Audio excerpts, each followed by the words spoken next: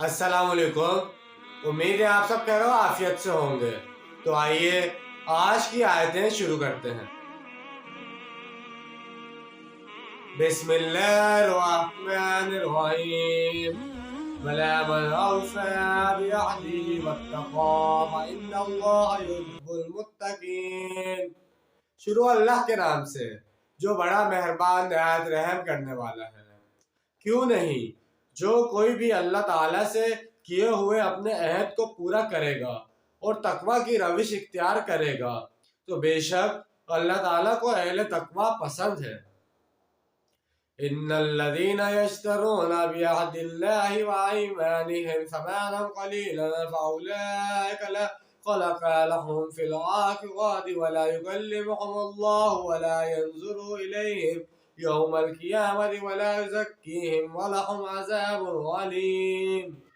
यकीनन वो लोग जो अल्लाह ताला के अहद और अपनी कसमों को फरोख्त करते हैं हकीर सी कीमत पर, ये वो लोग हैं कि जिनके लिए कोई हिस्सा नहीं है आखिरत में, और ना अल्लाह इनसे कलाम करेगा और ना इनकी तरफ निगाह करेगा क़यामत के दिन, और इनको पाक करेगा और इनके लिए दर्दनाक अजाब है।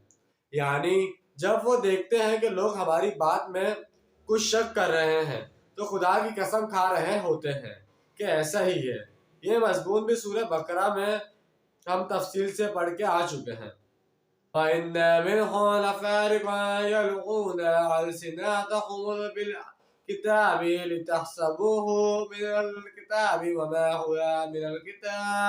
वयक़ूलून हुवा मिन इंदिल्लाहि वमा हुवा मिन इंदिल्लाह वयक़ूलून अलल्लाहिल काज़िब वहुम यअलमून।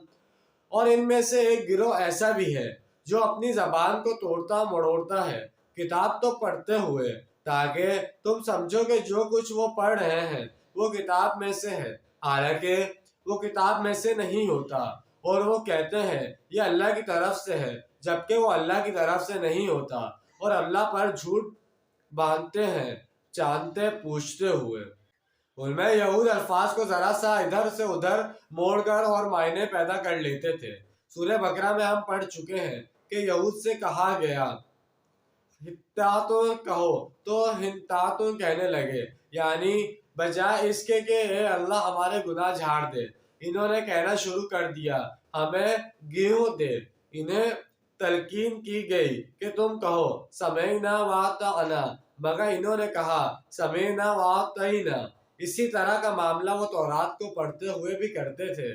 जब वो देखते कि जो साहिल फतवा मानते आया है इसकी पसंद कुछ और है जबकि तौरात का हुक्म कुछ और है, तो वो अल्फाज को तोड़ मोड़ कर पढ़ देते कि देखो ये किताब के अंदर मौजूद है, और इस तरह साहिल को खुश करके इससे कुछ रकम हासिल कर लेते।